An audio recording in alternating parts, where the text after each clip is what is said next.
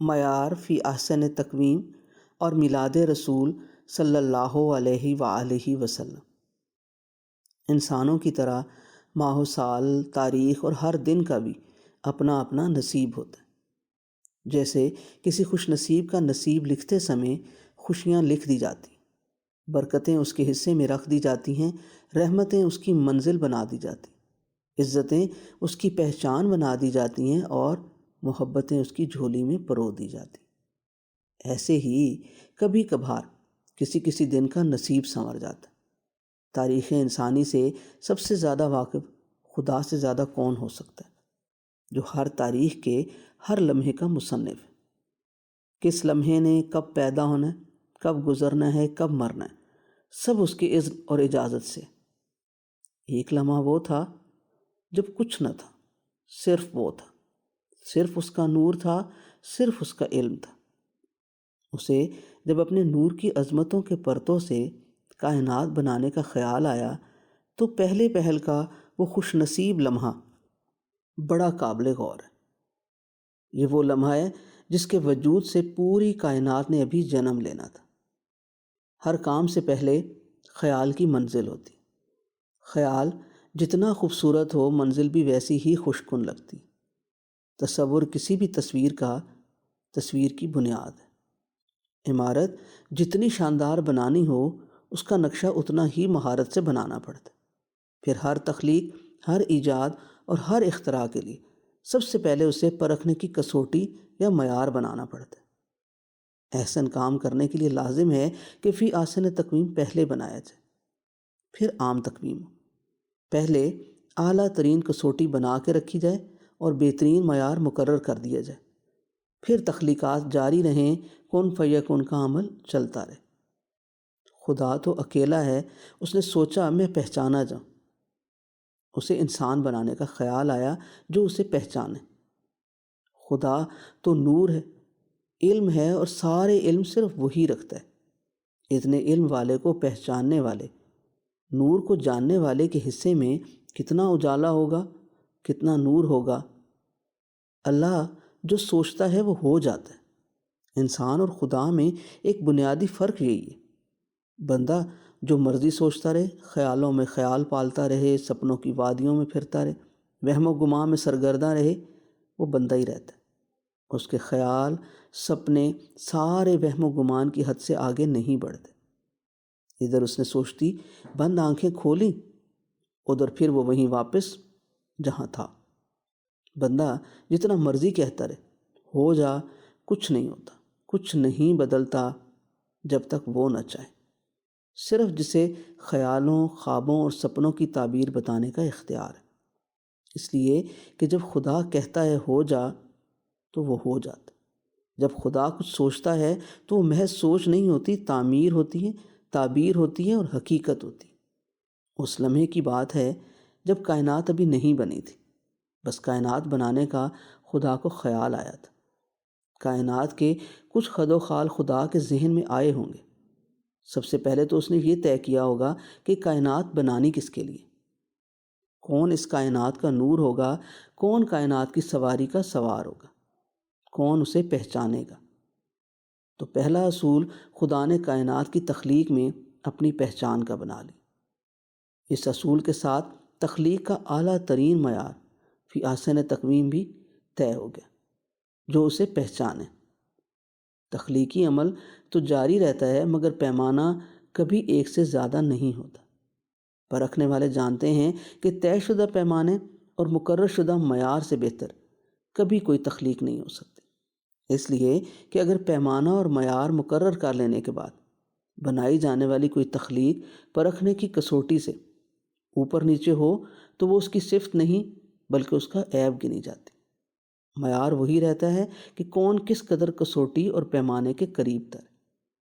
عین پیمانہ یا عین معیار دوبارہ نہیں بنایا جا سکتا، ورنہ تو قانون ہی بے اثر ہو جائے۔ معیار کی کسوٹی کی پرکھ کے درجے سے گر جائے۔ معیار سے بہتر کسی سسٹم کے بنائے جانے کا تصور ناممکن ہے۔ اس لیے کہ پھر معیار ہی بدل گیا، گویا معاملہ بگڑ گیا۔ سائنسدانوں کو دیکھ لیں، انہوں نے ہر پیمانے کے معیار مقرر کیے ہوتے، 1 ملی میٹر سے لے کر ملی لیٹر تک لمبائی، وزن، حجم، کسی بھی شے کو ناپنے کا جو پیمانہ ہوتا ہے وہ پہلے بنایا جاتا ہے، پھر دنیا بھر کے پیمانے اسی حوالے سے بنتے ہیں۔ یہ طے ہے۔ یہ اصول نکال دیں تو سائنس کی پوری عمارت دھڑام سے گر جائے گی۔ مثلاً مغرب کے ایک عجائب گھر میں ایک خاص نقطۂ انجماد پہ، ایک خاص طے شدہ سمندر سے بلندی پہ، ایک مخصوص ہوا کے دباؤ کے نیچے ایک مقرر کی ہوئی دھات کی متعین کثافت یا لطافت کو ایک خاص انداز میں بنا کے محفوظ کر کے رکھا ہے۔ دنیا کو کہہ دیا ہے یہ گز ہے ناپنے کا۔ اب سب پہ لازم ہے کہ اس گز کے حوالے سے اپنے گز بنائیں، اور جو کسی کے نصیب کا دورانیہ ہے وہ اسے پھاڑ کے دے دے۔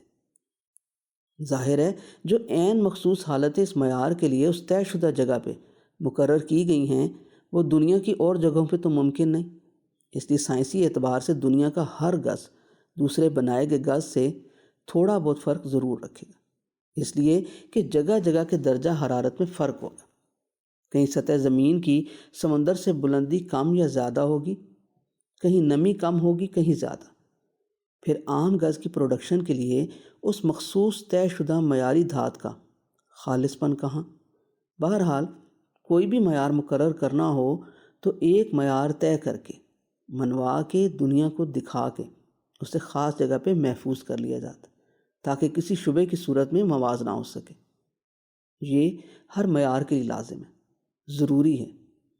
یہ صرف ناپنے والے آلات کے لیے اہم نہیں، کسی بھی چیز کا معیار ہو، کم و بیش اسی قسم کی طے شدہ اصول ماننے پڑتے۔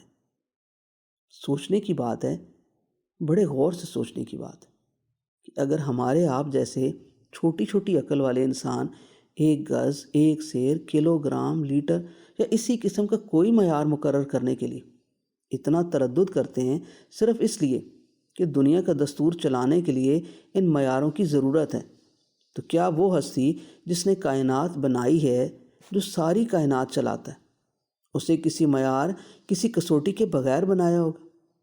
تو یہ اصول طے ہو گیا کہ کائنات بنانے والے نے کائنات کو چلانے کے لیے معیار پہلے مقرر کر لیا ہوگا، نور کل نے نور کائنات کو مجسم کر کے رکھ لیا ہوگا۔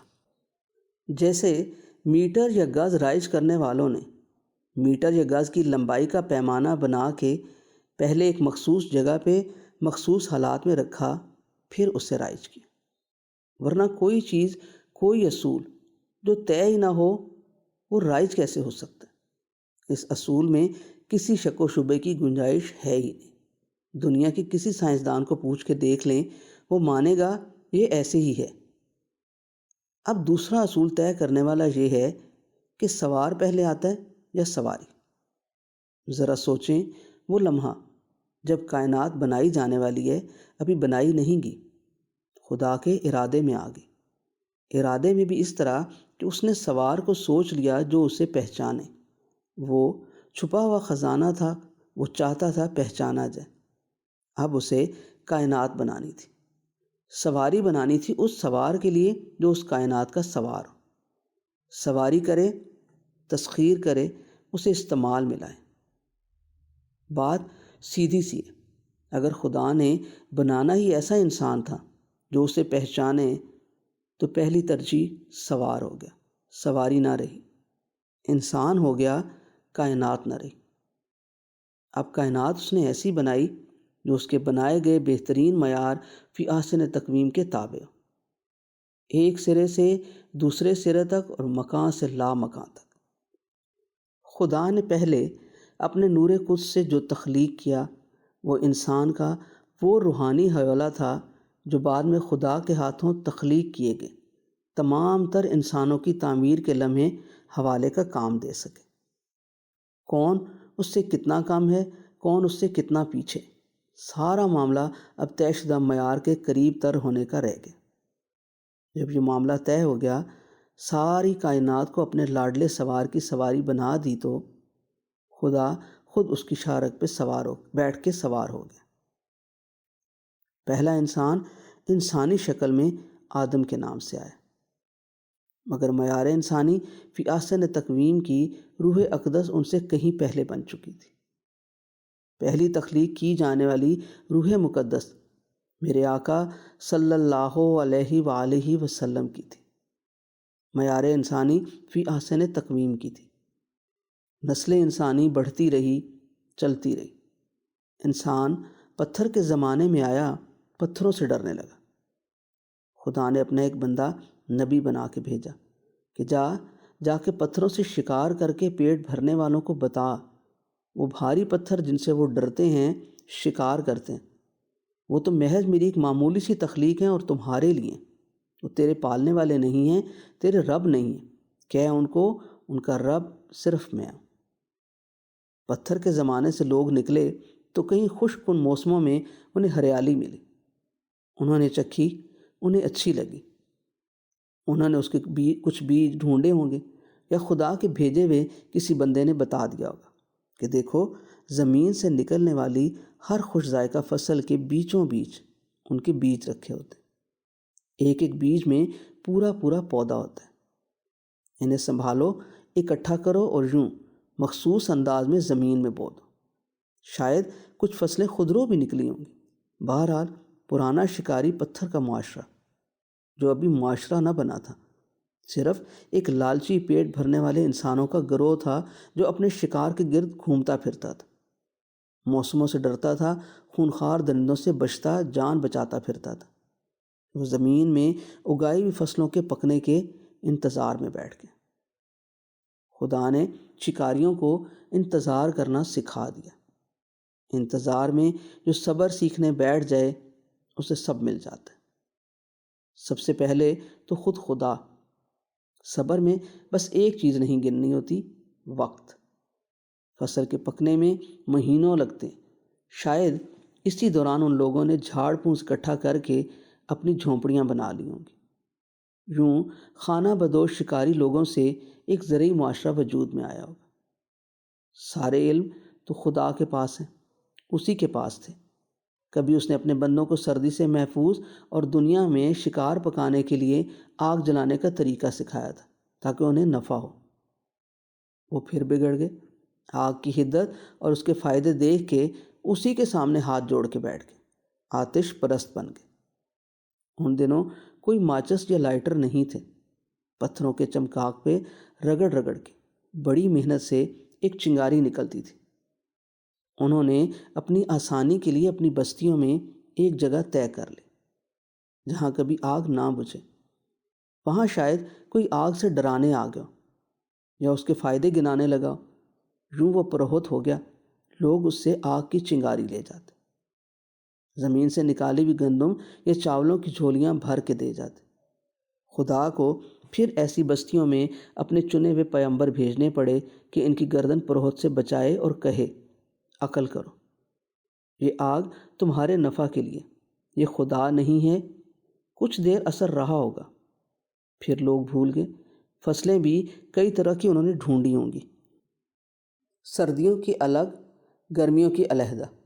یہاں نئی مصیبت آئی ہوگی، بارش نہ ہوئی تو زمین خشک، زمین کی کوکھ میں ڈالے گئے بیج بھی اپاہج، فصلیں ختم۔ انہوں نے بارشوں کو لانے والے بادلوں کو اپنا دیوتا بنا لیا۔ ان کے پروہتوں نے انہی کی بستیوں کی کہانیوں کو آسمانی کہانیوں کا روپ دیتے ہوئے ان دیو مالائی دیوتاؤں کے ساتھ دیویوں کو بھی تخلیق کر لیا۔ زرعی معاشروں میں زمین بھی عورت کی طرح اپنی کوکھ سے اناج اگلتی تھی۔ ایسے معاشروں میں دیوتاؤں سے زیادہ دیویوں کا ڈنکا بجنے لگا، ابھی تک بج رہا ہے۔ اب تو بانج دیویاں زیادہ توجہ لیتی ہیں، ان کے بس میں ہو تو اپنی کوکھ کے سارے بیج تلف کر کے صرف بارش پہنے اور اپنے اندر کسی ہری کونپل کو سر نہ اٹھانے دیں۔ وہ دن دور نہیں جب عورت نے ماں بننا چھوڑ دینا، اپنی ممتا مار دینی ہے، دیوی نہیں رہنا، اپنی انا اور خواہش نفس کا صرف شراب بھرا عذاب پالنا۔ بارش اس زمانے میں صرف آسمان سے برستی تھی، بارش وقت پہ ہو جاتی تو سارے خوش، مگر بارش ہوتے ہوتے نہ رکتی، ہوتی جاتی تو پھر مارے گئے۔ ندیاں انگڑائیاں لے کر اٹھ جاتی، باہم گلے مل کے بھاگم بھاگ چڑھائیوں سے اترتی ندیاں مچلتی تو دریا اچھل جاتے، سیلاب آ جاتے، فصلیں پھر تباہ ہو جاتی۔ جنہیں کائنات بنانے والے کے ایک خدا کی سمجھ نہ ہوتی، وہ دریاؤں کے کناروں پہ جا ماتھا ٹیکتے، ہاتھ جوڑتے، منتیں مانتے۔ یہی نہیں، پروہت ان کے گھروں کا بچا کھچا اناج تک منگوا لیتے، بلکہ ان لوگوں کو ڈرانے لگتے کہ اپنی کوئی جوان سونی دوشیزہ سیلاب سے بپھرے دریا کی موجوں کی نظر کرو، تو دریا کی دیوی یا دیوتا تمہاری راہ سے ہٹ جائیں گے۔ یوں انسانوں پہ پروہتوں کی اجارہ داری ظالمانہ حد تک پہنچ گئی۔ کوئی گرم علاقہ ہوتا تو لوگ سورج سے ڈرتے، اسے کسی بڑی شکتی والے دیوتا کا نام دے دیتے، مگر ٹھنڈی راتوں میں جب ملائم چاندی، پھر آسودہ چاندنی ان کے در و دیوار پہ آ ابھرتی تو وہ چاند کی پوجا شروع کر دیتے۔ وہ عجیب دور تھا جہاں کسی علاقے میں کوئی مشکل مقام آتا، کوئی خطرناک موڑ، کوئی اونچا پہاڑ، کوئی موذی جانور، کوئی فائدہ مند پسو، کوئی نیک چلن انسان، لوگ اس کے آگے دو زانو ہو کے ہاتھ جوڑ کے آنکھیں بند کر کے بیٹھ جاتے، اسے دیوتا بنا لیتے، دیوی بنا لیتے، انسان یا پتھر سے اٹھا کے بھگوان کا درجہ دے دیتے۔ ظاہر ہے ہر دور میں انسان کمزور رہا ہے، آج کا انسان بھی کمزور ہے۔ کہنے کو اس کی زندگی میں کمزور لمحے کم آتے ہوں گے، مگر آتے ہیں۔ کبھی حادثہ ہو گیا، کوئی عزیز چل بسا، کہیں طوفان آ گیا، سب کچھ لٹ گیا، زلزلہ آ گیا، سب کچھ دب گیا، اور کچھ نہ ہوا، جو سوچا وہ نہ ہوا، اور جو ہوا وہ سوچا ہی نہ تھا۔ آج کا انسان بھی ہمیشہ کے ہر انسان کی طرح کمزور ہے۔ کہنے کو وہ اپنی کمزوری کا ڈھنڈورا نہیں پیٹتا، مگر ڈھنڈورے کا کیا ہے، کیا وہ کم پیٹنے سے ختم ہو جاتا؟ ڈھول تو ڈھول ہی رہتا ہے، اور انسان تو ایسا ڈھول ہے جو اپنی مرضی سے نہیں بجتا، کوئی اس پہ تھاپ دے تو آواز آتی ہے۔ دھیرے دھیرے خدا اپنے بھیجے ہوئے انسانوں کی تربیت کرتا رہا، ان کے لیے آگ بھیجی، لوہا بھیجا، انہیں ہنر سکھائے۔ سبق شروع میں صرف ایک رہا کہ ایرے غیرے تیرے خدا نہیں، ایک میں ہوں اکیلا تمہارے پالنے والا، مجھ سے مانگو، میری طرف دیکھو۔ سب کی نظریں ایک جیسی تھوڑی ہوتی ہیں، تھوڑے تھوڑے عرصے بعد پھر نظر خراب ہو جاتی۔ خدا ان کے دلوں کی بصیرت کے لیے اینکیں بھیجتا، اپنے سفیر روانہ کرتا، نبی اتارتا، ہر بستی، ہر علاقے، ہر شہر میں جہاں جو بڑا مسئلہ ہوتا، وہی بھیجے ہوئے اس نبی کا پیغام ہوتا۔ ہولے ہولے انسانوں نے بڑے بڑے شہر بنا لیے، ایک طرف بابل، نینوا، میسوپوٹیمیا، دوسری طرف مصر کی وادیاں، اوپر چین میں پیلے دریا کی خشک کن خیال آفریں وادی، پچھم یونان میں خرد افروز بستی، ادھر سندھو دیش کا گم شدہ شہر موئنجو ہڑپا، ٹیکسلا، اہنسا پور، ملتان، اجودھن، دہلی، لاہور، خوشحال بستیاں، دکھی لوگ۔ انسانوں نے اپنی ضروریات سے زیادہ پیداوار اکٹھی کر لی تو اسے جمع کرنے لگا تو دوسروں کے حق کی تفریق ہونے لگی، معاشرے میں فساد کے بیج بوئے جانے لگے، شورش کو دبانے کے لیے سرپنچ منصف جنگجو بادشاہ بن گئے، طاقتوروں میں مقابلہ ہو تو میں کی آواز آتی، انا سے انا ٹکرانے لگی، انا سے بڑا لوہا کوئی نہیں، انا سے انا ٹکرائے تو بڑا فساد ہوتا۔ خدا نے پھر اپنے کسی نبی کو بھیجا، انہوں نے انہیں سمجھایا، عقل کے ناخن لو، یہ اپنے ہاتھ سے گھڑے ہوئے بت تمہاری نہ بات سنتے ہیں نہ تمہیں کچھ سنا سکتے، ان کے آگے کیوں اپنی گردن جھکاتے ہو؟ کیوں اپنے سے کمتر مخلوق کو اپنا خالق سمجھتے ہو؟ یہ سارے بت تمہاری مخلوق ہیں، تم انہیں خالق بنائے بیٹھے ہو۔ جو خالق ہے اس سے بے پرواہ ہو، مان لو، مان لینے میں سکھ ہے۔ اور سب سے بڑا بت تمہارے اندر کی انا ہے، اسے گردن سے اتارو، پھر تمہاری آنکھیں تم سے بڑے ارادے والے کو دیکھنے دے گی، پھر انہیں دیکھنا آئے گا، تب دکھ جائے گا اور سکھ ملے گا۔ سکھ جن کے نصیب میں لکھا تھا وہ مان گئے، بد نصیب بے سکھے رہے نہ مانے۔ ہولے ہولے زمانہ ترقی کرتا گیا، بچوں کے بستوں کے نصاب میں ترمیمات ہوتی رہیں۔ شروع میں سیدھا سادہ سبق تھا، الف بے جیم دال، ہر حرف سے ایک لفظ، الف سے اللہ ایک، بے سے بے نیاز، جیم سے جینے والا ہمیشہ، دال سے دستگیر مدد کرنے والا اور پالنے والا۔ مگر بچوں کی الف بے جلد ہی بگڑ جاتی، وہ الف سے انار، بے سے بکری بنانے میں دیر نہیں لگاتے۔ دنیا کے دور دور کے علاقے کسی نہ کسی بہانے ایک دوسرے سے ملنے ملانے لگے، کہیں تجارت ہونے لگی، لمبے لمبے تجارتی راستے بن گئے۔ راستوں میں کہیں ہریالی ہوتی، کہیں پہاڑ اور کہیں بنجر سنگلاخ بیابان صحرا۔